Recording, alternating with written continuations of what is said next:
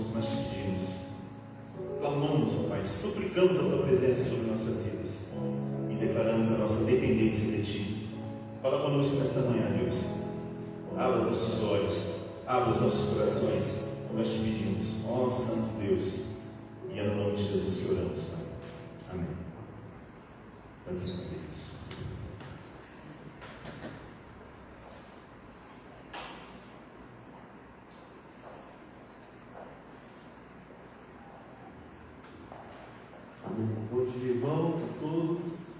Graças a Deus. Muito bom estarmos aqui reunidos. Eu quero apenas fazer uma leitura rapidinho do Salmo 92, primeiro versículo apenas. E já vamos passar a palavra para o nosso professor daqui a pouquinho, pastor Reverendo Saulo. Salmo 92 diz: bom é render graças ao Senhor e cantar louvores ao teu nome, ó Altíssimo. Anunciar de manhã a tua misericórdia e durante as noites a tua fidelidade, com instrumentos de 10 cordas, com saltério e com a sonoridade da harpa. Pois me alegraste, Senhor, com os teus feitos, exultarei nas obras das tuas mãos. Todo salmo exalta a grandeza de Deus, os feitos do Senhor, e realmente nós reconhecemos como Deus tem feito maravilhas no nosso meio. Hoje é um dia especial para todos nós. Louvamos a Deus pelo Dia das Mães. Celebramos esse dia, que é um dia simbólico, né, para mostrar o valor de cada mãe, a importância das mães, mas na verdade que todo dia sabemos o que as mães têm feito pelos filhos, dedicação, a consagração, o amor que elas dedicam, a doação que é feita. Nós queremos louvar a Deus pela vida de cada mãe aqui presente, e cada mãe da igreja, e nossas mães, né, todos que têm as suas mães ainda. Que privilégio é podermos ter nossas mães, podermos nos alegrar com elas, receber o carinho, o amor. E todos já tiveram, né? Mesmo alguns que já perderam seus entes queridos, puderam receber este amor tão grande das suas mães. Então, por isso, louvamos a Deus, bendizemos, porque Deus nos deu esse privilégio de sermos amados, guardados, cuidados, desde a nossa geração, nosso nascimento e toda a nossa vida. Também hoje nós queremos nos alegrar com os aniversariantes da semana. Temos aí várias pessoas aniversariando, né? Começando no dia 10, a Mariana Andrade. Dia 11, Mauro Venâncio. Dia 12 temos o pastor Beni, né? A Dona Rosângela Torres, Henrique também. Dia 13, a Cleidinha. E no dia 15, a Ana Luísa Frazão. Todos, Deus venha abençoar a vida de cada um. Nós queremos então orar agora, louvando a Deus pelas mães, também pelos aniversariantes. Nós vamos orar nesse momento. Quero pedir para o Edson fazer essa oração, por favor.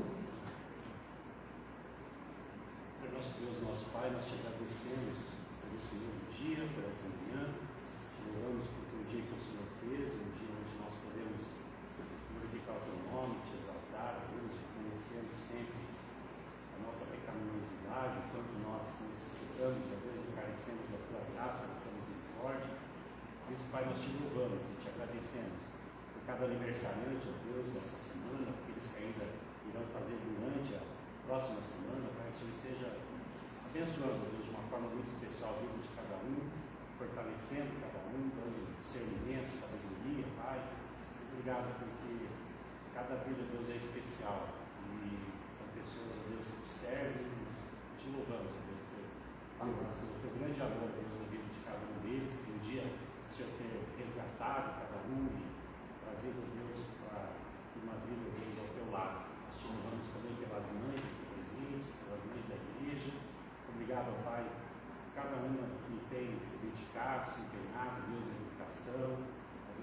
filhos. Nós te agradecemos pelo exemplo, por tantas mães, ó Deus, que têm servido de uma maneira tão especial também, ligado de tantas coisas, Senhor, para andar, Deus, nos teus caminhos, para fazer a tua vontade. Sim. E nós, Deus, te louvamos e te agradecemos de uma forma muito especial pela vida de cada uma delas. Te louvamos por esse tempo que juntos também discutimos a tua palavra, em nome de Jesus. Amém. Amém. Nós estamos muito felizes por retornarmos, né, às reuniões, às escolas dominicais presenciais, podermos estar juntos, unidos. Nós temos apenas, agora voltamos às poltronas, né, assim, por fileiras, grupos familiares, e está sempre orientando que é importante não sentarmos juntos famílias diferentes, né? Sempre dar um espacinho entre famílias e famílias para podermos estar mais protegidos, né, ainda nesse tempo que ainda temos riscos de contaminação. Mas que bom, o aumento de capacidade já da lotação da igreja, né? Estamos 35% agora. Quer dizer, voltamos a ter uma possibilidade de ter um número bom de pessoas, quase 100 pessoas podendo estar reunidas, mas enfatizamos essa questão do cuidado. E também enfatizamos que quem puder vir, falamos para quem está acompanhando de casa, e quem estiver já podendo vir, quem já vacinou as 2 doses, quem estiver bem de saúde, sem nenhum tipo de comorbidade, podemos estar vindo. Se quiser ter um intervalo, um domingo sim, um domingo não, isso também reconhecemos que é salutar, né? Mas não é uma obrigatoriedade, mas podemos dar espaço para que mais pessoas possam vir, mas de maneira que todo mundo possa retomar essa questão da comunhão presencial. Temos tido bastante comunhão à distância, né, com os grupos, com as redes sociais, mas sabemos como é importante estarmos perto, estarmos juntos, caminhando na obra do Senhor. Então, nós sabemos que isso vai sendo retomado de maneira gradativa. E enfatizando também a importância do estudo deste livro. Estamos hoje na 9ª lição, no 9º capítulo, 10ª lição, que tivemos a introdução, e já agora no 9º capítulo, e estamos vendo um assunto que é muito importante para a obra de Deus. E hoje então, o pastor Saulo vai falar sobre a contextualização bíblica, quer dizer, um capítulo muito interessante, né, que nós vimos aí, e ele vai destrinchar para nós, trazer para nós essas informações. Esperamos que sejamos realmente muito edificados e seremos, com certeza, pela presença do nosso Deus e através da vida do nosso irmão. Então, nós já queremos passar a palavra para ele. Deus venha abençoar muito a vida do pastor Saulo. Agradecemos muito aos nossos professores, né? Temos tido essa maratona aí, vários professores participando, porque é um livro muito denso. Para poucos professores seria um desafio muito grande. Então, temos a participação de vários irmãos, e hoje, nosso irmão Guilherme Saulo, uma alegria muito grande. Obrigado. Deus abençoe.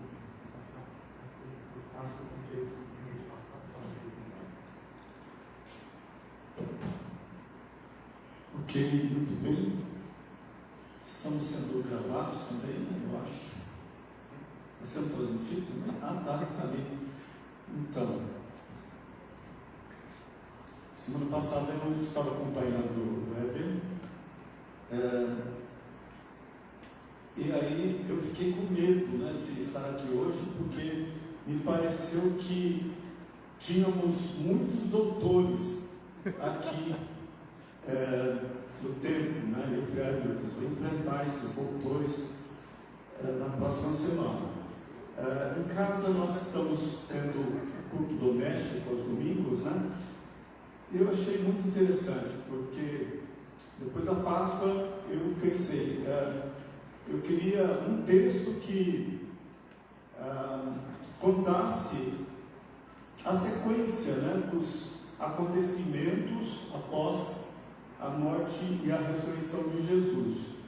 E é claro, me veio Atos, né, e nós começamos a fazer a leitura de Atos, um capítulo por domingo. Semana passada nós lemos o capítulo 4 e o verso 12 tem muito a ver com a nossa lição hoje. E não há salvação em nenhum outro, porque abaixo do céu não existe nenhum outro nome dado entre os homens pelo qual importa que sejamos salvos.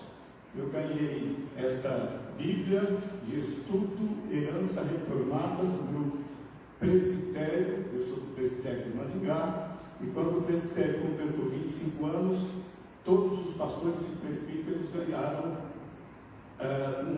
uma Bíblia dessa.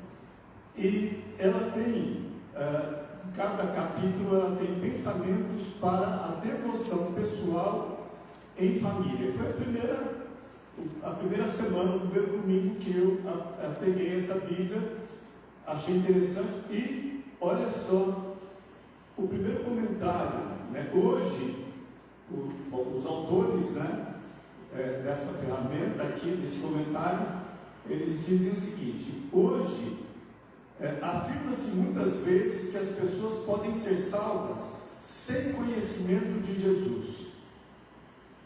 Alguns dizem que o conhecimento explícito de Jesus não é necessário para a salvação. E o versículo 12 se opõe diretamente a isso. Precisamos estar preparados para nos levantar e afirmar isso contra a onda de relativismo em nossa cultura. E aí, pronto, fechou, né? O livro, ele nos dá um banho, né, de aula sobre cultura e contextualização. E ele termina com uma pergunta: por que precisamos ter fé em Jesus Cristo, o único caminho que leva a Deus? A pergunta já traz a resposta, né? Bom, eu tive o privilégio, o prazer, né, de comprar este livro, fantástico, né? Fiquei pensando, podia ter conhecido esse material até antes, né? Mas assim, lá na introdução, eu percebi que muitas técnicas que o Brasil, muitas ondas de evangelização que as igrejas passaram, algumas delas eu conheci, inclusive participei do presbitério também. Tentou introduzir, por exemplo, a ideia de igreja com propósito, né? E outros métodos também. Achei bastante interessante olhar para este livro e recordar exatamente este movimento, o movimento da igreja no Brasil. Os capítulos anteriores, que falaram sobre contextualização, lá no capítulo 7, não me lembro quem é que trouxe esta lição, na verdade, quem trouxe o capítulo, né, falou sobre contextualização intencional. A semana passada, contextualização equilibrada, e hoje contextualização bíblica, e na próxima semana, contextualização ativa. Eu fotografei cada página do meu capítulo, transformei em PDF, de PDF para Word, e aí me facilitou trabalhar esse capítulo 9 dentro da terceira parte, me parece que termina a semana que vem, falando sobre contextualização do Evangelho. É muito conteúdo, eu, claro, procurei resumir, e mesmo o meu perfeccionismo, não sei, vou trabalhar, vou correr aqui. As participações de vocês são importantes, claro, mas nós temos muito conteúdo, então, quem sabe, a cada bloco, manifestem-se quem quiser comentar alguma coisa, mas o próprio capítulo já explana, né, muito bem, talvez teologicamente, cientificamente, este assunto. Tim Keller realmente é um homem de uma mente brilhante, com certeza, e ele tem seus ouvidos. Alguém comentou lá no início do livro, e eu trouxe para nós pensarmos também. Este autor, né, tem seus ouvidos antenados aos sons harmônicos que chegam da cidade, da cultura, da igreja e da Bíblia. Em Igreja Centrada, ele conseguiu apresentar diferentes acordes musicais, bem como revela como orquestrou os resultados a benefício do ministério de evangelização e renovação. De maneira prática, mas vigorosa, nos prepara para participar dessa grande sinfonia do Evangelho. Muito legal, né? Esse diretor deste seminário aí que faz esse comentário. A Igreja Centrada, eu coloquei só 2. Não é um manual, eu achei isso muito pertinente, né? Porque muitas vezes os métodos de evangelização aparecem como um manual para ser reproduzido, né?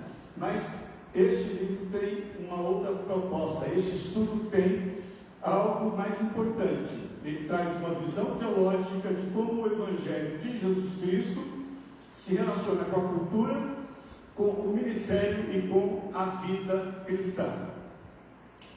Esse autor é do Wheaton College. Por acaso,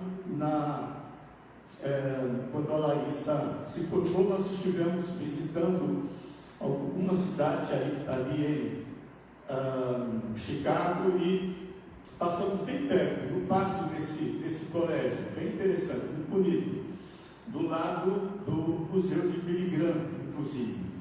Então, começando, né, o que o Tim Keller vai trabalhar? Alguns textos bíblicos, né? Ele diz que a Bíblia tem muito a dizer sobre cultura humana e sobre como o Evangelho estabelece o nosso relacionamento com ela. Ele apresenta então 3 textos fundamentais: Romanos 1, capítulo 1 e 2, que trazem uma base de contextualização. Estes 2 capítulos dizem que a Bíblia adota uma visão mista da cultura. Pode-se aceitar muito, olha, isso aqui é uma orientação que ele faz. Pode-se aceitar muitos elementos de uma cultura, mas não se pode aceitar alguns deles de olhos fechados, sem examiná-los à luz do Evangelho. Depois ele vai trabalhar 1 Coríntios 9, uma vez que é contextualização bíblica. Este capítulo de 1 Coríntios 9 trabalha então motivação para a contextualização. Ser flexível para com a cultura, vai trabalhar, prontos, né? A igreja, nós devemos estar prontos a adaptar o que for possível para comunicar a mensagem do Evangelho. E o texto de 1 Coríntios 1, nós vamos então trabalhar cada uma dessas partes. A Bíblia oferece uma fórmula básica para contextualização e mostra como manter o equilíbrio para aceitar e desafiar a cultura. Romanos 1 e 2, então, muito interessante esse estudo apurado que Tim Keller faz. A natureza mista da cultura. Ele diz que toda cultura apresenta elementos bons e ruins. E Romanos 1 e 2 revelam que não devemos rejeitar alguns aspectos da cultura só porque são diferentes dos nossos. Porque todas as culturas trazem respostas a perguntas filosóficas como essas, né? Por que estamos aqui? Quais as coisas mais importantes da vida? O que há de errado com o mundo? É muito legal isso, né? Quando você está lendo o texto bíblico, o livro de Romanos, este capítulo em específico, é justamente os pensamentos que nos ocorrem. Essas perguntas nos vêm à mente e temos respostas. O que há de errado com o mundo? O que pode consertar as coisas? O que pode ou quem pode consertar as coisas? A igreja presente no mundo, contextualizando o seu comportamento, né, com a cultura, mas não se deixando levar por ela. Neste capítulo nós vemos que toda a sociedade, ou na verdade, isso aqui é uma informação da mente do Tim Keller também, mas a Bíblia também nos ensina que toda a sociedade tem seus valores supremos, e Deus conhece os valores da humanidade. Nenhuma cultura é neutra, e toda obra cultural é pactual. Isso é comprometedor, né? Exatamente este pacto que muitas vezes a cultura leva as pessoas a se realizarem, isso torna-se um perigo para a aceitação do Evangelho. Mas todos temos compromisso, na verdade, com relação à cultura. Todas as pessoas, de certa forma, têm compromisso com alguma coisa dentro do aspecto cultural. Romanos 1 e 2 explica que todos pecamos, todos pecamos e estamos destituídos da glória de Deus. Nós, conhecedores do texto de Romanos, sabemos muito bem quando Paulo está dizendo que todos pecaram, estão destituídos da glória de Deus. Isso explica que todos pecamos e estamos separados, mortos espiritualmente, tanto judeus quanto gentios. Os gentios pagãos, por sua vez, idolatravam a sensualidade. É uma crítica que ele está levantando do próprio texto. Os judeus são culturas, ele está mostrando a cultura dos pagãos e agora dos judeus também, no cenário, no contexto onde o Evangelho está sendo pregado. Os judeus então idolatram a retidão moral.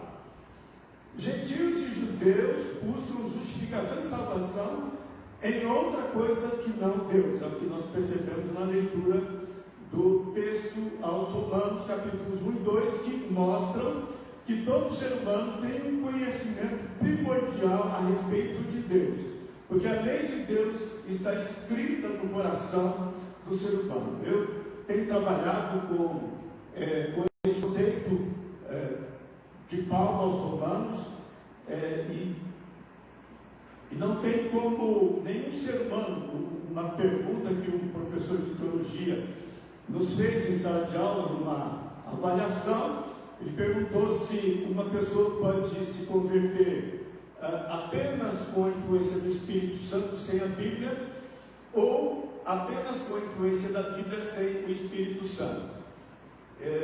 E a resposta que o professor esperava era que não tem como, porque o autor das Escrituras é o Espírito Santo, e o Espírito Santo revela o Deus da criação para toda criatura, em qualquer lugar. Então, se você tem um nativo numa tribo que não tem contato com a civilização, lá eles têm este conhecimento natural que o autor está chamando de revelação.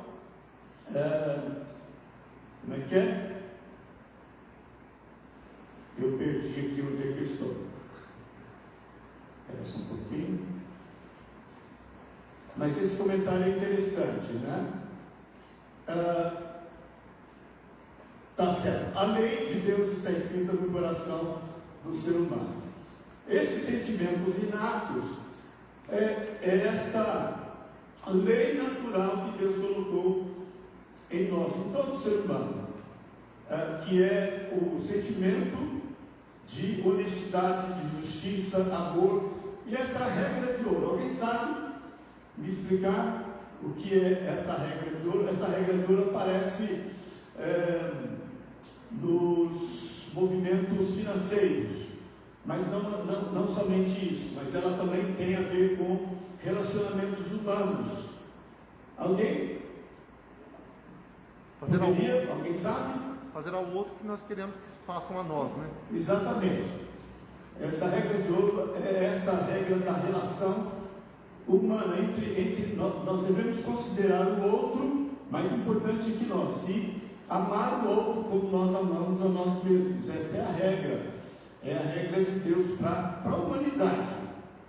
E isso aparece em toda a Bíblia, na verdade, né? Mas o homem foi criado à imagem e semelhança de Deus, e no nível relativamente profundo, todo ser humano sabe que existe Deus. Toda criatura que difere do Filho de Deus, né? Isso é muito usado em evangelização, né? Quando estamos falando com uma pessoa, perguntamos: você sabe qual é a diferença entre ser criatura e filho de Deus? Existe um Deus e as pessoas têm consciência que devem servi-lo, e têm consciência que vão prestar contas a Deus também, né?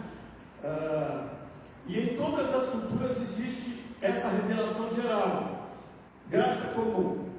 É o termo que eu estava buscando. Graça comum que está presente de alguma forma no inconsciente, né, da sociedade. E nós temos aí um exemplo deste rei, né, Ciro, um rei pagão que foi ungido por Deus para escândalo, né, da população,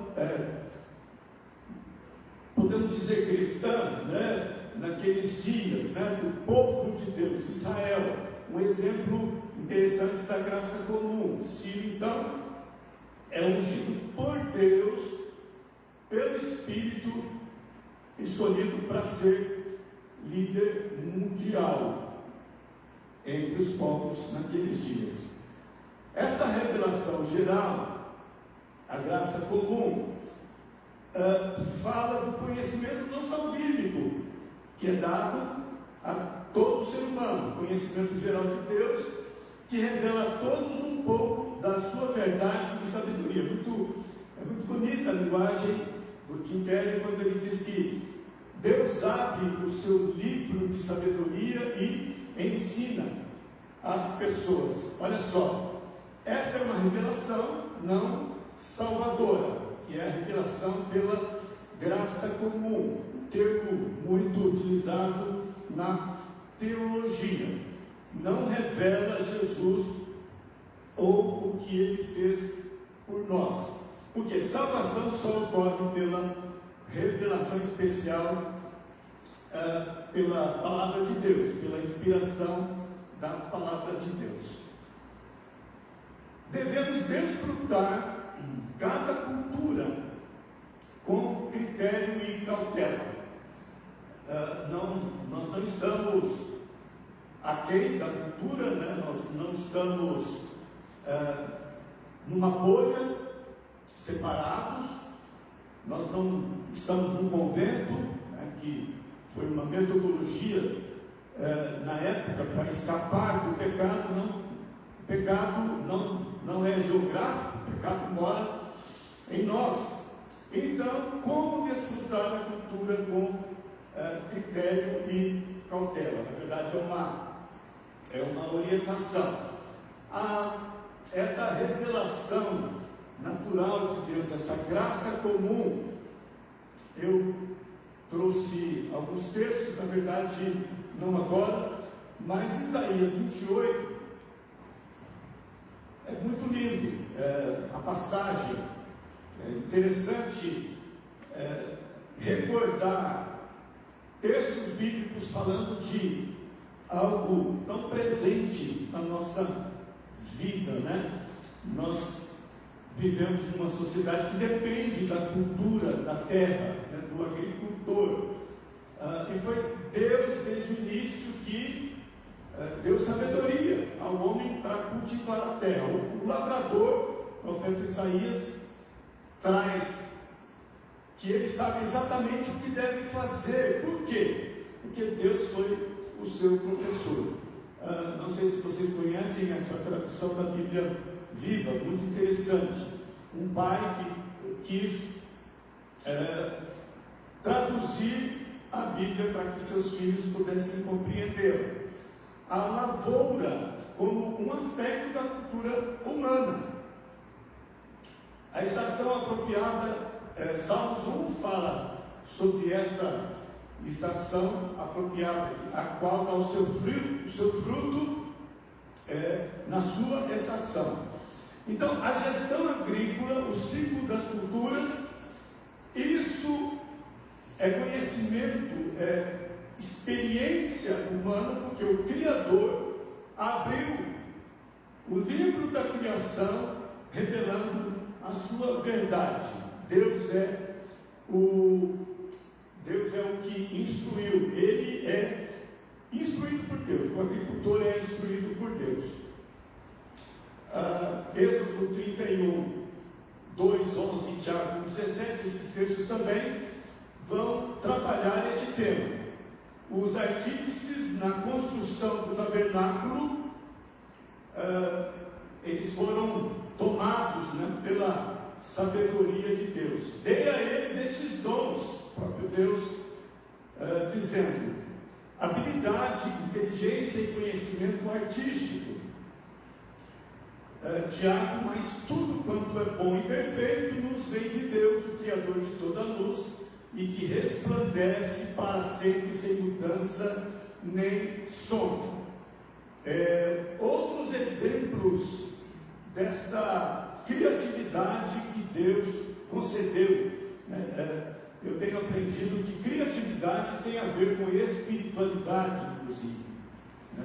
Deus é Criador e Ele nos concedeu também esta sabedoria de conhecer e também de criar e de renovar também. Então, a composição de músicas, criações tecnológicas, né? Nós estamos vivendo uma geração, né, que está experimentando com toda a força, né? Estamos aí vivendo, graças a Deus e também graças à internet, né? Temos tido contato com o mundo, continuamos,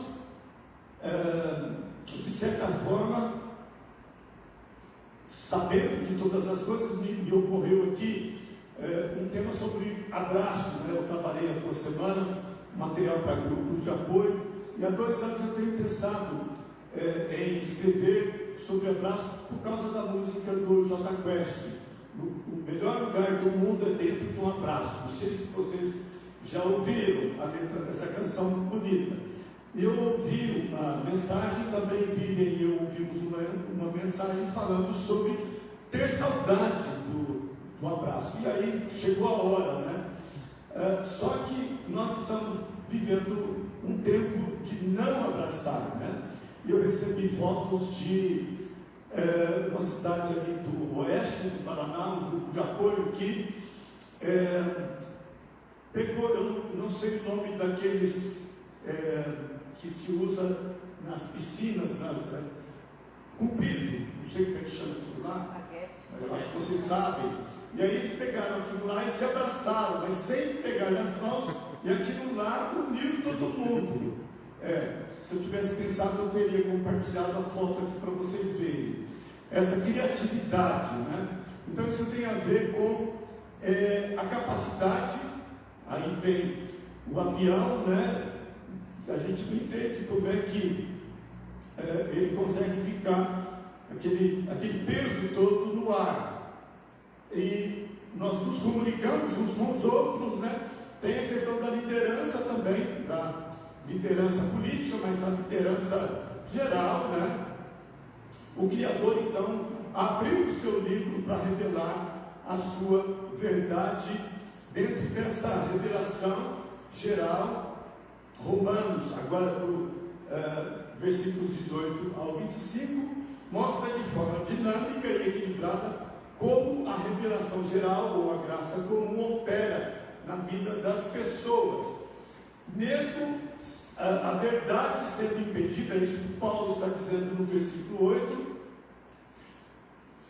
a verdade pesa sobre o homem, pesa no coração de todos. É a lei natural que Deus colocou no nosso coração. Lá na tribo de nativos, sem contato com a civilização, eles sabem quando estão mentindo, eles sabem quando estão trapaceando, eles sabem quando estão manipulando.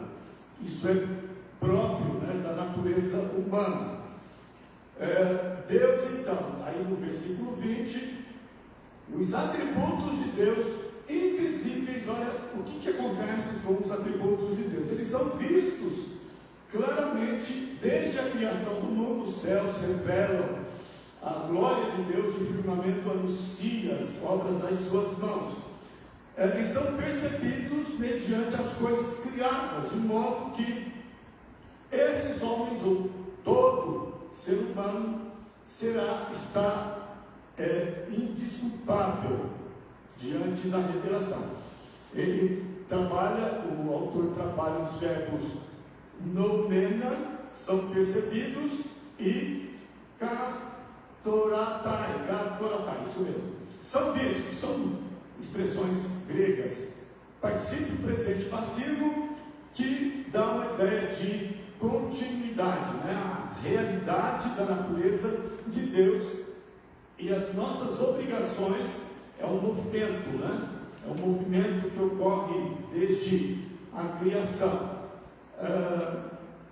Temos responsabilidade, somos mordomos de Deus, temos responsabilidade para com a natureza, para com a nossa casa, para com o nosso corpo, com nossa roupa, tudo a ver.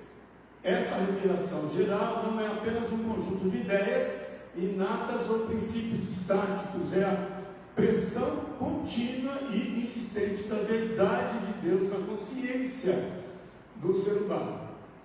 Toda cultura é um misto extremamente complexo de verdades e meias-verdades. Atentos às meias-verdades, cada cultura apresenta seu discurso idólatra, trazem testemunho da verdade de Deus em seu meio. Deus é quem dá o talento, a beleza e as habilidades humanas, são sementes de Deus espalhadas para enriquecer, iluminar e preservar o mundo. E olha que interessante, acaba sendo um instrumento de Deus, essa contextualização necessária exatamente para a revelação de um Deus, saindo da graça comum para a graça salvadora. Claro, o Salmo 104, não me lembro se é o versículo 18, 16, envia o teu Espírito e renova a face da terra. Sem o entendimento da cultura, os cristãos sentem-se, essa cultura que nós estamos falando não é mais agrícola, né? É a cultura em geral, da beleza, da música, das artes, e tantas outras também. Olha só o que ela realiza no meio da sociedade. Os cristãos sentem-se autossuficientes. Então, sem o entendimento da cultura, os cristãos sentem-se autossuficientes, isolam-se das contribuições de seus semelhantes e não são abençoados por elas. Elas fazem parte. É como se fosse uma onda de Deus nos levando, sabe, para comunicação da graça de Deus, dessa revelação salvadora a todos os povos.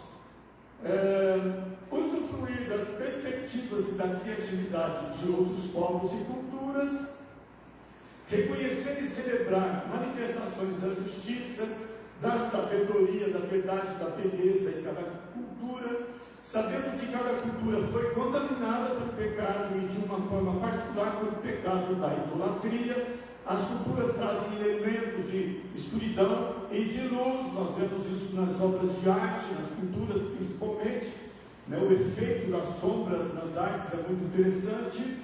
Eu ouvi uma frase essa semana que me chocou. Eu fiquei pensativo, estou pensando até agora. Eu prefiro estar na escuridão com Deus do que na claridade sem Deus. Nunca tinha pensado por este prisma, né?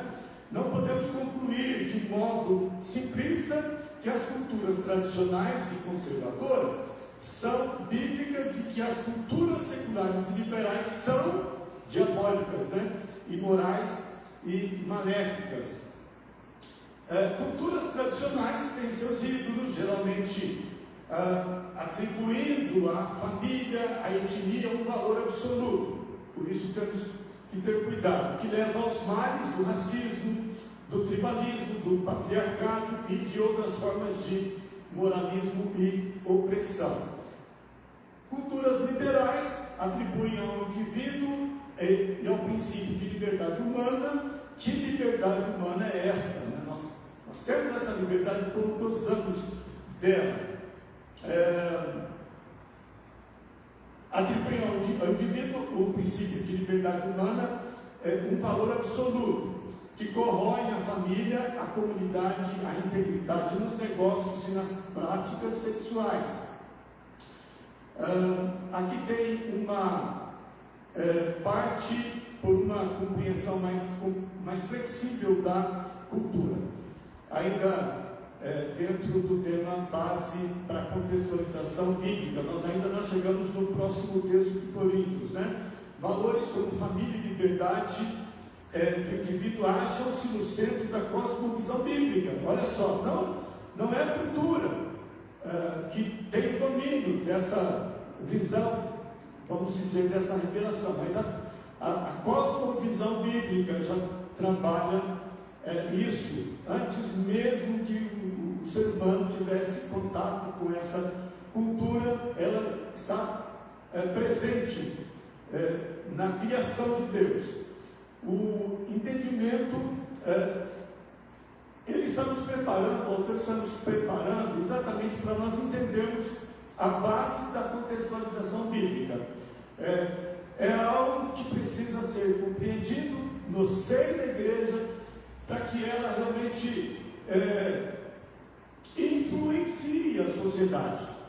É dessa forma que a igreja do Tim Keller cresceu da forma como cresceu, fazendo esta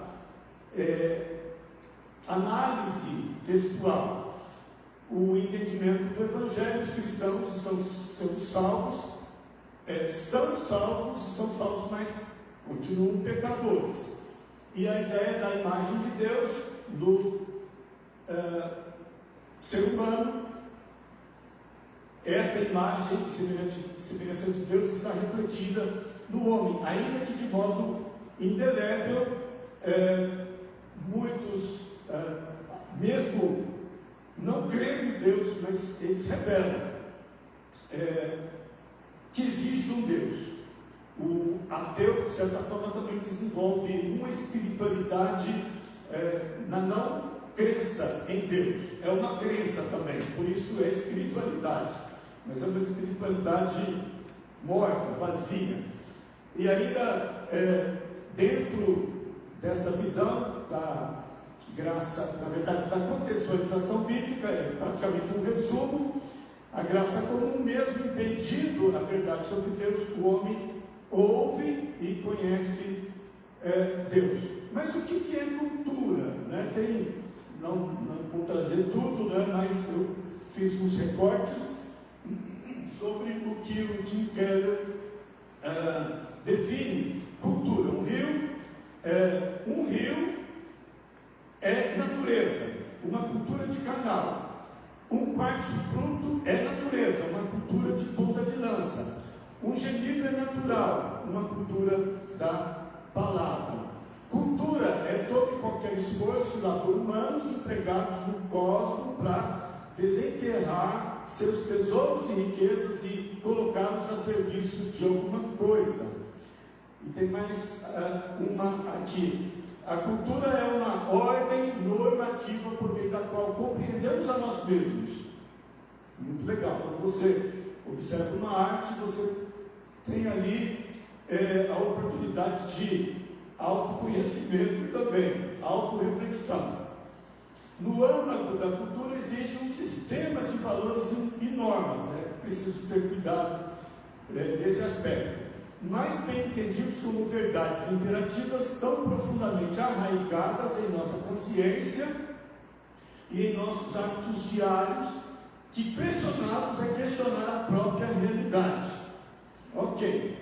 Então agora nós vamos sair de Romanos 1 e 2 e entrar em Coríntios. E aí eu quero saber se tem alguém querendo perguntar alguma coisa. Aí o Pedro responde. Alguma participação dos doutores a lei? Saulo, interessante só essa questão que a gente precisa cada dia mais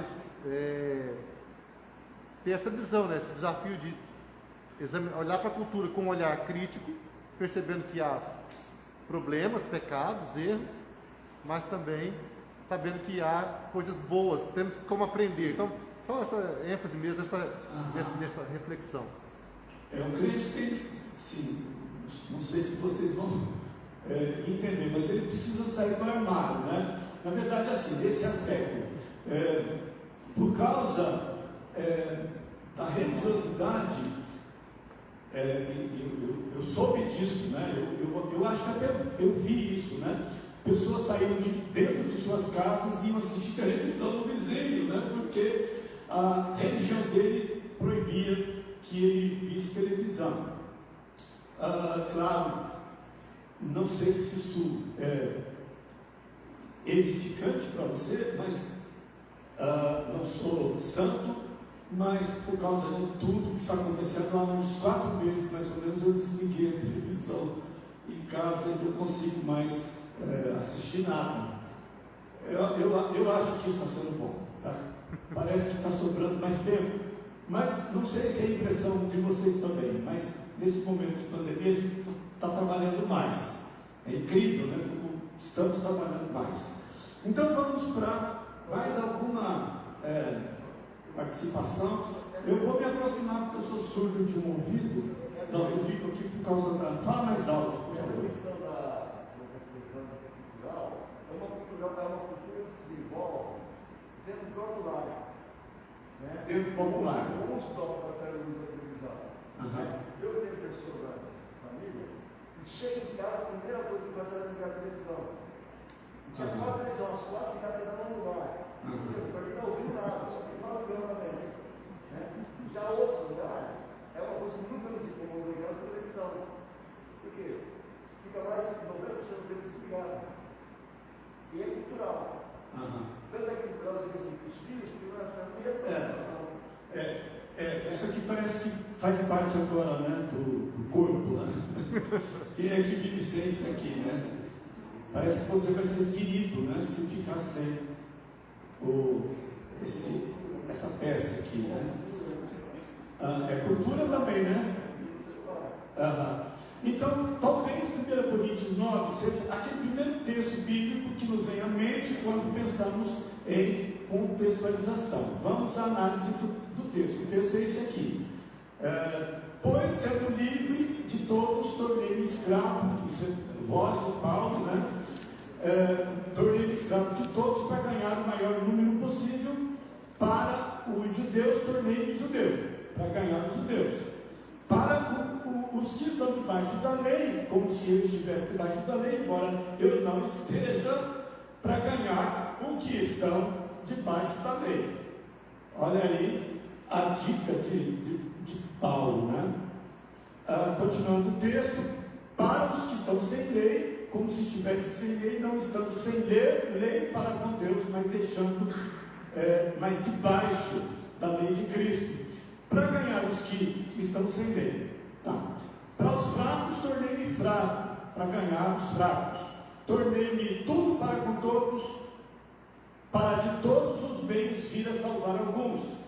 Faço tudo por causa do Evangelho, para dele me tornar co-participante. Eu acho que isso aqui tinha que ser escrito na testa, né? na nossa testa, na testa de todo cristão, né?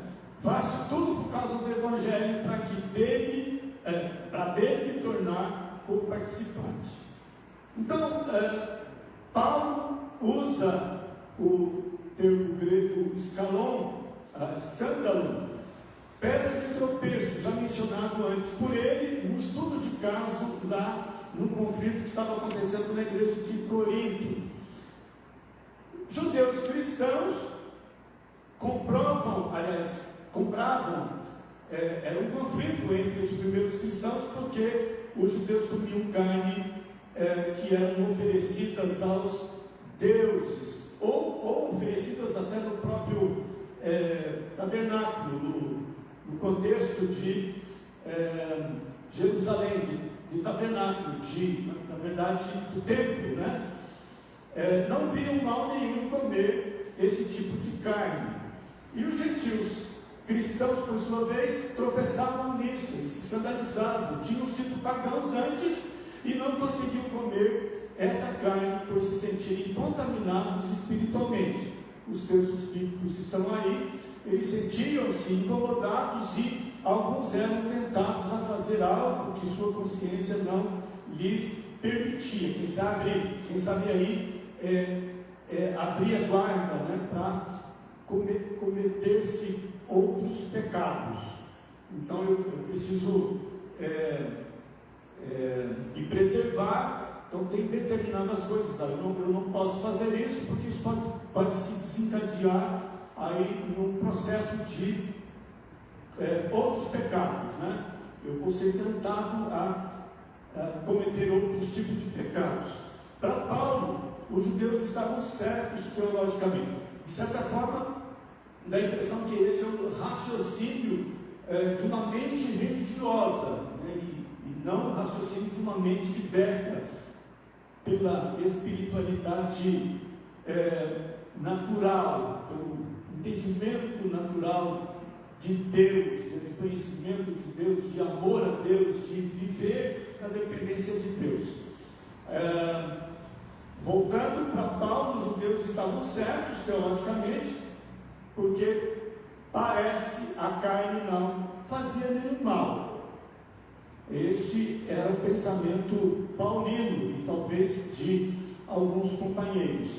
Então, neste episódio da adaptação cultural, foi vista como uma expressão de amor. E Paulo faz esta observação. Ele não impõe, né?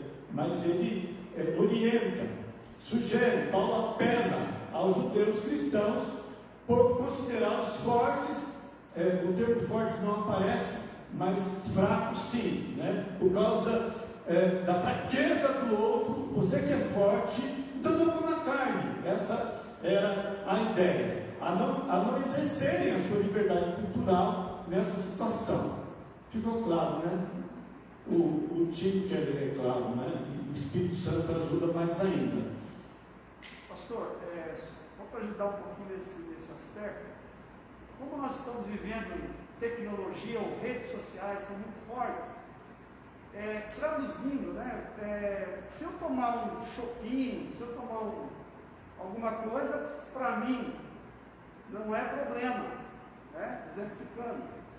Mas se eu jogar isso na internet, eu com um chopp na mão, que a gente vê muitos cristãos tirando fotos, jogando no Instagram, sei lá, na rede social, uma festa de cerveja na mão, aquela alegria. Há um escândalo. Você acha que isso escandaliza os cristãos, a igreja? Escandaliza, só que... Os não cristãos também, né? Isso, os não cristãos também. Porque aí, não é esse aí que é crente. Então, Paulo, eu acho que a tradução de Paulo, o problema da carne não é um problema. Né? A carne que Paulo está falando, que era traído, é um modelo, eu não sei. não é problema. Certo? Mas se eu comer essa carne na frente dos irmãos, eu vou escandalizar aqueles irmãos. Então, traduzindo para os momentos de hoje, tem muita coisa que nós fazemos que, sem jogar isso em rede social, não é um problema. Isso é um preço. O problema é que nós vamos escandalizar. Eu acho que a Igreja Centrada está propondo um preço de renúncia também, sabe? Falando aí da contextualização. Eu quero ganhar outros para Cristo, então o que me custa ficar sem a familiaridade, né? Que é a cerveja, né? Num churrasquinho, numa festinha de aniversário e tal. Esse tema é um tema polêmico e vocês estão mexendo em caixa de marimbondo, né? Eu trabalho na Cruz Azul, que é uma instituição que um dos seus valores é a abstinência e a fé. E essa semana mesmo eu estava na rede, conversando com um amigo, casado com a filha de um presbítero que foi muito muito importante na minha vida em Maringá, falecido já, presbítero ali da Central, eu já vi outras vezes ele discutindo, mas misericórdia, eu nunca quis discutir com ele, mas essa semana o assunto veio novamente à tona e eu coloquei meu ponto de vista, né? Ele estava valorizando os bares, e eu disse, meu Deus do céu, onde é que nós... Eu passo em frente a bares e vejo homens, né? Desculpa, vamos mudar de assunto, né? Mas homens desocupados, falando mal da política e deixando a família de lado. Quer dizer, mas ok, quem é que se manifestou aqui? Nós vamos entrar, ele vai falar sobre esse aspecto também. Ele não fala justamente do álcool, mas fica implícito, tá? Sinal. Você tem que falar bem alto, porque tá bom.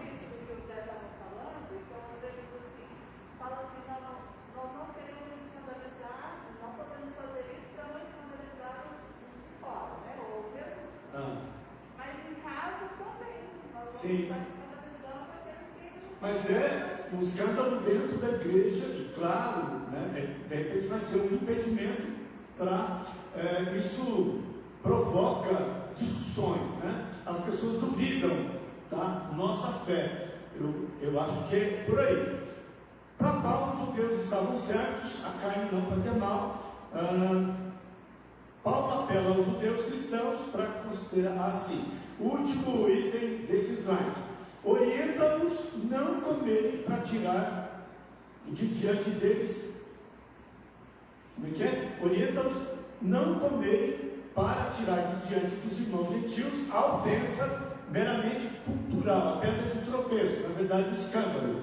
Ainda que houvesse lá uma prática religiosa.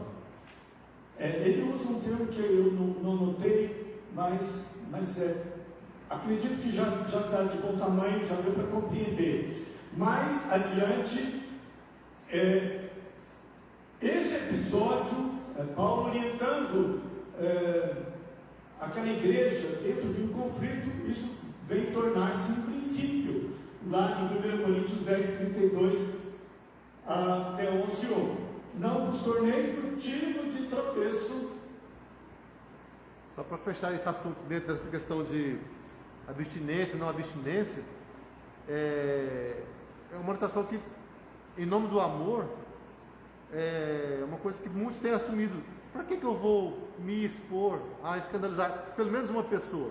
Então, em nome disso, eu não tomo álcool, bebida alcoólica nenhuma, em momento nenhum. Então, o que o Zé falou assim, de se evitar de estar na rede social, eu vou até um pouco mais além. Eu evito estar em qualquer lugar, porque não há um espaço para ninguém falar, olha, o pastor bebeu na casa dele, na família dele, ou o irmão bebeu. Então, hoje vemos o problema social do álcool, que é tão grande, né? Tantas famílias destruídas por causa que a gente precisa pensar nisso. Então, não é apenas até certo ponto, a gente vai até um ponto a mais em nome do amor. Obrigado. Na pandemia parece que aumentou, né, o índice de pessoas bebendo, né? Aqueles que não bebiam começaram a beber por causa da pandemia. É um tema bastante importante, polêmico, necessário, né? Quem sabe devêssemos promover uma roda de debate, né, de esclarecimentos para a saúde geral da igreja. Não nos torneis motivo de tropeço, nem para judeus, nem para gregos. De repente você esconde dentro de casa, para não escandalizar os de fora, você bebe dentro de casa, mas e a família, né? E a família? Pois não busco o meu próprio bem, mas de muitos, para que sejam salvos. Sede meus imitadores, como também eu sou de Cristo. Eu passei por uma experiência dessa, trabalhando em Maringá, numa determinada congregação presbiteriana. Era hábito, tanto do pastor como dos líderes, dos oficiais, Eu me escandalizei. A princípio eu já estava há 10 anos limpo de álcool e outras drogas, mas não posso culpar ninguém. Eu comecei a beber junto também, né? Isso por alguns anos, talvez 4, 5 anos. Começou a me fazer um baita mal. Isso realmente me prejudicou muito. E um ano antes de vir trabalhar no Servim, eu já estava me recuperando disso. Não levava para dentro de casa, mas era um hábito, sabe, social, né? Um hábito social. É a minha experiência. Eu estou livre disso, graças a Deus. Mas tem outros pecados que eu preciso vencer ainda. Abster-se de atitudes ou comportamentos que tirem as pedras de tropeço desnecessárias do caminho. Então ele está falando de uma adaptação cultural na realização do ministério cristão. Eu acho que esse tópico é importante trabalhar, ser visto aqui, ser mencionado. Então, olha só, que recado, né? Não só Tim Keller, mas o próprio Deus, né? Dentro do capítulo 9, contextualização bíblica, precisamos nos adaptar culturalmente na realização do ministério cristão. E abster-se, e é aqui que vai entrar então alguns tópicos interessantes. Ou atitudes ou comportamentos que tirem as pedras de tropeços desnecessários do caminho daqueles que têm ideias culturalmente estruturadas. Exemplos: abster-se de certas músicas, roupas, alimentos e outras práticas. Aqui faltou bebidas, né? Alimentos, roupas, bebidas e alimentos. Talvez a gente deve fazer um acréscimo aqui, né? E outras práticas e conceitos supérfluos. Observem aí, supérfluos, devia ter marcado em amarelo aqui, que talvez possam distrair ou impedir as pessoas de entender claramente o Evangelho. Espero que a ficha caia. Mas cuidado não tornar absolutas normas culturais humanas que são relativas, por exemplo, exigir estilos de roupa ou insistir que música de ritmo intenso agrada menos a Deus do que a música mais melódica, não permitindo no culto. A bateria só suou para entrar na igreja, né? A bateria demorou dentro da história, né?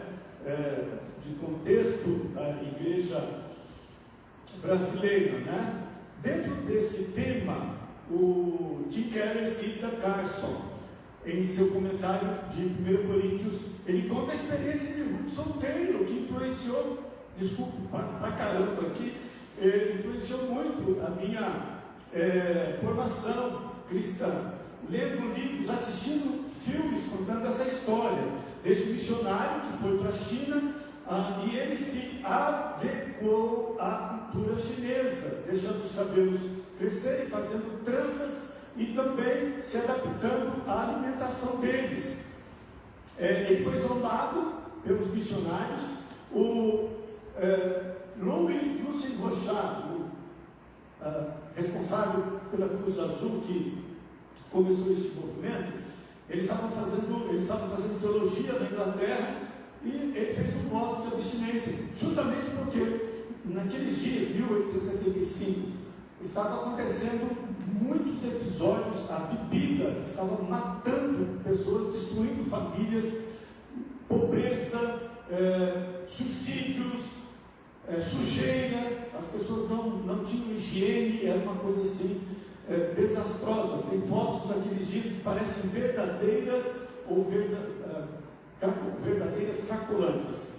Ele foi, o Lúcio Rochat também foi zombado por ter feito esse voto de abstinência. E Taylor pensava o que era essencial ao Evangelho e, portanto, não negociável. O Louis Rochat, ele fez esse voto em prol das pessoas que estavam lutando contra o álcool. O Taylor, então, adotou os costumes da terra, pensando na eficácia da proclamação do Evangelho. Todas Todas as culturas têm elementos bons e ruins. Essa expressão aparece algumas vezes no livro. O evangelista, o plantador de igreja, o cristão que está falando da igreja, né, da igreja espalhada pelo mundo. O cristão que testemunha deve ser o mais flexível possível diante das culturas, para que o evangelho não pareça esquisito em termos culturais. Eu quis mudar esse esquisito aí, né? Pode ser escândalo também, né? Não tornar-se motivo de escândalo. Por outro lado, não suavizar ou descartar o que a Bíblia ensina com clareza e absoluta. A cultura, a cosmovisão bíblica, ela atua sobre a cultura humana. Ela é mais importante do que a cultura dos povos. Os costumes dos povos de Deus, né, das famílias cristãs. A contextualização saudável é uma expressão de humildade. Olha só, é escolher em amor não favorecer você ou não exercer sua total liberdade como cristão, para que as pessoas ouçam e sigam o chamado de Cristo. O testemunho e o ensino e a mensagem não deverão eliminar a ofensa, o escândalo da cruz. Pregamos a Cristo crucificado, escândalo para os judeus, loucura para os gentios, 1 Coríntios 1:23. Agora um novo bloco, né, estudando 1 Coríntios 1 e o equilíbrio bíblico. Já foi visto Romanos 1 e 2, 1 Coríntios 9, falando sobre base e motivação da contextualização. 1 Coríntios 1, 22 a 25, o texto considerado mais esclarecedor, que traz uma fórmula básica para o tema da contextualização. O texto está aí, né? Pois enquanto os judeus pedem sinais e os gregos buscam sabedoria, nós pregamos Cristo crucificado, que é motivo de escândalo para os judeus e absurdo para os gentios, mas para os que foram chamados, tanto os judeus como os gregos, Cristo é o poder de Deus e sabedoria de Deus. Por quê? O absurdo de Deus é mais lógico que os homens, e a fraqueza de Deus é mais forte que os homens. Uma tradução bem interessante. Paulo, então, pressupõe a natureza mista da cultura. Quando falou aos gregos, desafiou o ídolo deles, né? A cultura, que é o conhecimento, a filosofia. A cultura grega valorizava muito a filosofia, o conhecimento intelectual e as artes. Eles eram salvos, né? Na mente deles, eles tinham resolvido o problema da eternidade. A salvação não tinha pelo ensino ou pela reflexão para os gregos, mas por intermédio de um Salvador crucificado. Era tolice. Então, vejam bem, a mensagem do Evangelho para eles era balela, história da caronchinha, né? Por outro lado, a cultura judaica, Paulo está tecendo aí críticas, né? Dos grupos sociais daqueles dias, das etnias. A cultura judaica valorizava algo completamente diferente, descritas por Paulo como sinais, prodígios, poder e força. E dentro da cultura judaica era a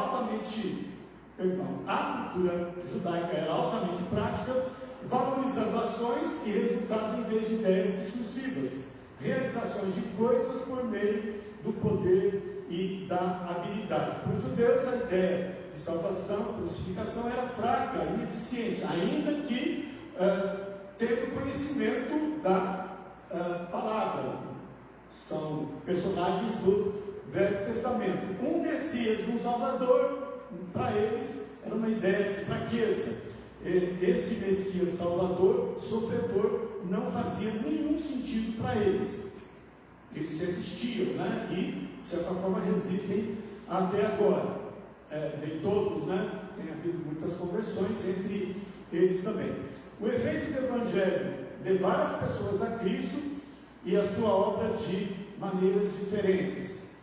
Gregos salvos entenderam que a cruz é a sabedoria máxima, agora, depois de persuadidos por Paulo, né, de terem ouvido Paulo, e claro, pelo Espírito Santo, eles experimentam então a graça da salvação. Judeus salvos passaram a entender que a cruz era o verdadeiro poder. Entenderam que os inimigos mais poderosos do pecado, a culpa e a própria morte, foram derrotados pela mensagem do Evangelho. Eu amo a mensagem da cruz. A mensagem da cruz.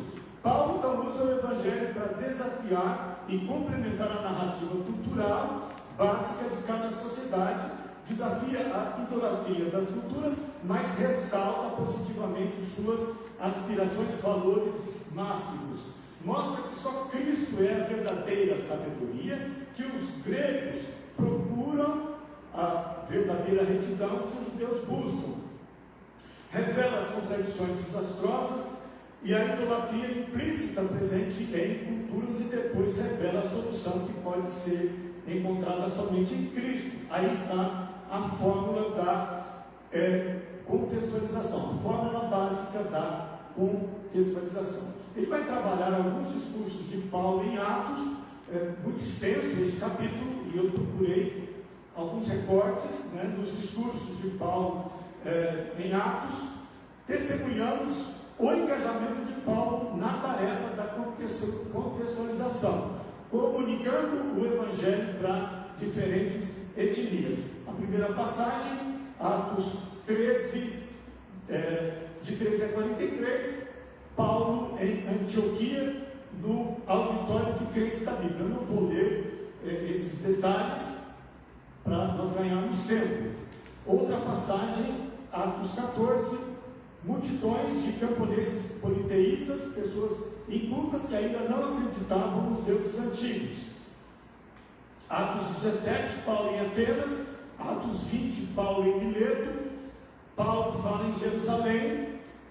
Paulo em Cesareia com Félix, Festo, Herodes, Agripa, da elite do governo, e conhecedores, né, da cultura e do judaísmo e também do paganismo. E é impressionante ver Paulo, dependendo da cultura de seus ouvintes, ele usava um discurso, um conteúdo apropriado. Na verdade, a igreja precisa aprender com Paulo, né? Igreja centrada tem essa proposta. Então, exemplo das diferenças entre as mensagens de acordo com o auditório. Então, para cada público, Paulo usava uma teoria, né, um discurso. Aos cristãos, ele citava as escrituras, João Batista. Aos pagãos, ele argumentava da perspectiva da revelação e da grandeza da criação. Aos judeus e tementes a Deus, ele gastava pouco tempo na doutrina sobre Deus e ia direto a Cristo. Aos pagãos, concentrava a maior parte do tempo desenvolvendo o contexto de Deus. Então, está aí algumas dicas de evangelização. Gregos e romanos, ele falava primeiro sobre a ressurreição e não sobre a cruz. Em sua mensagem aos judeus sobre o pecado, ele menciona, enfatiza a lei, não pode justificá-los, os esforços morais não podem salvá-los. No geral, Paulo está dizendo aos cristãos: vocês se acham bons, mas não são tão bons assim, bastante. Voltem para o Deus vivo, verdadeira fonte de alegria. Vocês acham que são livres, mas são escravos de ídolos e do pecado. O livro de Atos pressupõe a existência de um Deus único, de um Evangelho único, de um Deus único também, para todos, né? Comentário de David Peterson. O Evangelho, então, são citações desta parte do capítulo.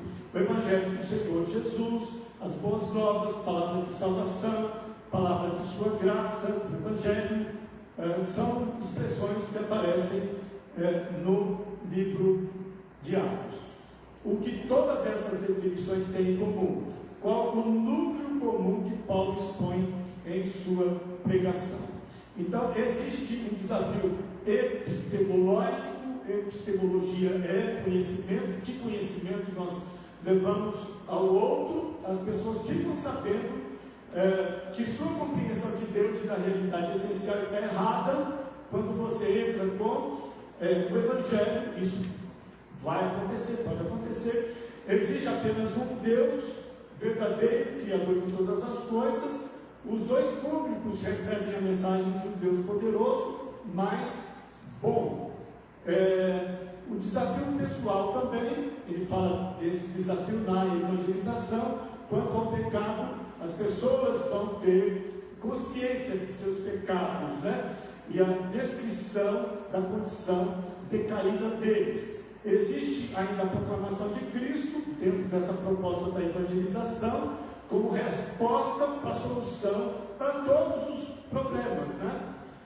Em suma, há uma verdade sobre Deus, uma verdade sobre o pecado, uma verdade sobre Jesus, uma verdade sobre Deus, uma verdade sobre o pecado, uma verdade sobre Jesus, né? Ele é o Rei, um chamado para que respondamos a essas verdades por meio do arrependimento e da crença em Jesus. Ele também traz uma parte, né, nesse capítulo dos apelos da Bíblia.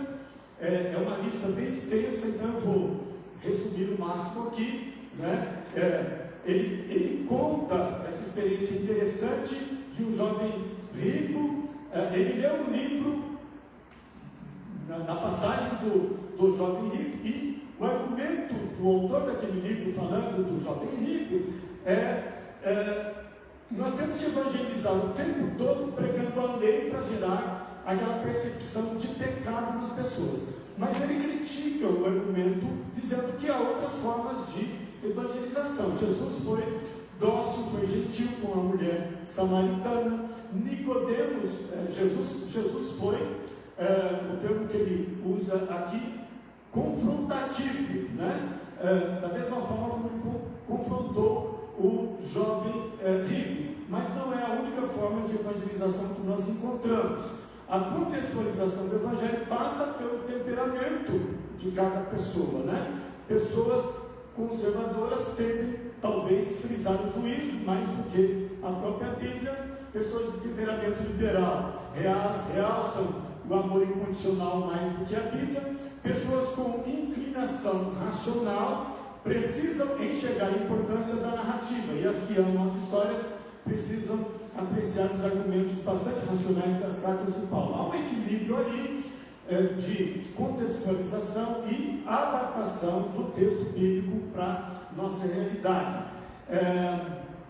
Deixa eu ver o que traz aqui. É uma introdução para o que ele chama de apenas a Bíblia, né? É no 8, mas ele fundiu alguns e criou 6. Eu só vou ler, não dá para comentar. Isso tem a ver com a prática da evangelização dentro desse pensamento de contextualização. Às vezes o apelo é para uma entrega a Deus por causa do medo da condenação e da morte. Lá no final do capítulo tem uma pergunta: qual desses modelos é o ideal? Né? Qual você pratica? Ele traz essa pergunta. Cristo nos libertou das correntes do medo. São textos em Hebreus que vão falar sobre o medo da morte. Então você pode evangelizar aterrorizando a pessoa, dizendo que ela vai para o inferno, né? Que ela vai morrer. Então são apelos, né? O apelo para uma entrega a Deus por causa do desejo de ficar livre do peso da culpa e da vergonha. A culpa não é apenas, não vou comentar porque não vai mais dar tempo. Às vezes o apelo é para entrega a Deus pelo fato de se apreciar o poder de atração pela verdade, e aí Paulo diz isso, né? O Evangelho é loucura para os que perecem, mas para aqueles que estão sendo salvos, o poder de Deus. Apelo para uma entrega a Deus para satisfazer anseios existenciais não atendidos. O caso da mulher samaritana, que estava buscando, de certa forma, felicidade, né? Em homens, por exemplo. O apelo para uma entrega a Deus para resposta de um problema, é interessante o que ele diz aqui, né? O senso de despreparo, de necessidade. Estou no beco sem sair. Pessoas que estão sofrendo alguma pressão e opressão. Por último, apelo para uma entrega a Deus simplesmente por causa do desejo de ser amado, ok? E ele está agora concluindo o capítulo falando do Evangelho e a contextualização. Ele diz que a verdadeira contextualização é a que prega o Evangelho da salvação somente pela graça e somente por meio da fé. É aquilo que nós lemos lá de Atos 4:12, né? na Bíblia dos Reformados. Elementos da contextualização equilibrada e bíblica. Olha só, na religião você obedece, você aceita, isso pode produzir inferioridade no cristão, esse sentimento errado. Agora, o Evangelho, eu sou aceito por Cristo, isso vai levar com que a pessoa se torne humilde, confiante em mais tempo. Cuidado para não transformar traços culturais neutros em virtudes morais. Aqui ele traz um exemplo de um casamento em que a noiva e seus amigos e parentes atrasaram 45 minutos. Isso escandalizou a família do noivo. E aí, o que estava faltando neles, o que estava acontecendo nas duas famílias é que cada grupo estava moralizando a sua orientação do tempo, da sua cultura em particular. É um exemplo que eu achei interessante. O Evangelho produz humildade, coração reorientado para a compreensão do Evangelho da graça, não tem a mesma necessidade de levar vantagem sobre ninguém. Tem uma situação muito legal lá, extensa, que não dá para trazer aqui. Posso concluir? Faltam poucos slides. Não é só o Evangelho que precisa ser contextualizado. Então a Bíblia também toda, né? Não é só o Novo Testamento, mas a Bíblia toda é o Evangelho, né? Eu encontrei, por exemplo, o Evangelho em Provérbios 8:32, porque o que me acha vida e alcança o favor do Senhor. Foi o Evangelho que eu encontrei lá em Provérbios. Por quê? A reforma, né, nos proporcionou, a herança da reforma, só a Escritura, né, somente a Bíblia, ela tem autoridade inquestionável. Então, naqueles pontos em que a Bíblia deixa a nossa consciência livre, podemos ser culturalmente flexíveis. Há muitos pontos polêmicos para serem discutidos aqui dentro do texto do Velho Testamento, do Novo também, mas a Bíblia não prescreve detalhes, usos e costumes, né? Por isso temos liberdade de mudar roupas, estilos musicais, de tal forma que honre os limites e os temas bíblicos e assim se encaixe na cultura. Ele vai terminar citando Schaeffer sobre como a Bíblia trabalha esta questão, esse tema da contextualização, forma e liberdade cultural. Qualquer coisa que o Novo Testamento não ordene como padrão para a igreja, é uma liberdade que deve ser colocada sobre a liderança do Espírito, para que aquele tempo e lugar, para aquele tempo e lugar em particular. Olha que bênção, né? Passou, acho que 2 minutinhos, mas o pastor Pedro disse que eu podia até ao meio-dia, até 11h10, né? Perguntas, dúvidas, leiam o livro que vocês vão tirar as dúvidas de vocês. Pastor Sal. Eu tentei, só deixa eu confessar meu pecado aqui, por tantos projetos, eu entrei em mais projetos agora na pandemia, mas eu tentei acompanhar, fazendo a leitura. Eu li o primeiro, mas não, a introdução do primeiro capítulo, mas não consegui mais, mas eu estou participando das lives aqui, das gravações. Pois não. Só um desafio que ele coloca para nós aqui, uma tarefa, para nós como igreja, pense em um ídolo da sua cultura. Como Paulo poderia ter exposto a inutilidade desse ídolo, enquanto também confirmava os desejos dados por Deus que levaram as pessoas a buscá-lo.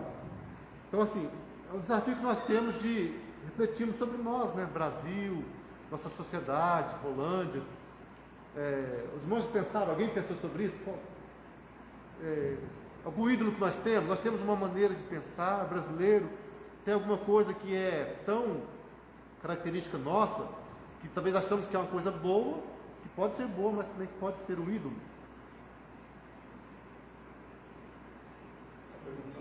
Para a gente pensar junto aqui. Eu pensei no carnaval. Exatamente. Eu acho também assim, o brasileiro é muito bonzinho, né? Assim, aparentemente bonzinho com todo mundo, recebe todo mundo muito bem, mas ao mesmo tempo ele pode se tornar, achar que isso já é uma qualidade, achar que isso já é uma... então aqui no Brasil, assim, fala, todo mundo é filho de Deus, né? O brasileiro acha que já todo mundo tem conhecimento de Deus, e muitas vezes há um conhecimento deturpado, né? Conhecimento idolátrico também, muitas religiões misturadas. Então são coisas para a gente pensar, né? E como nós podemos desafiar essas questões. Eu tenho um amigo pastor, ele escandaliza algumas pessoas. Edson Barbosa, o nome dele, ele é fantástico. Se não me engano, já pregou aqui nessa igreja, alguns anos atrás. Até que eu morei em Rolândia, obrigado. Mas ele usa muito as letras das músicas populares brasileiras para evangelização, inclusive. É muito legal que ele, claro, né? E pega letras preciosas, né? E tem muita coisa que edifica, né? Que ensina e que comove também, né? E que nos faz pensar em Deus, inclusive. Edson Barbosa. Edson Barbosa de Curitiba, está bem conhecido ele. Pastor? Amém? A Angélica vai ter uma palavrinha final para oração e para uma mensagem rapidinho.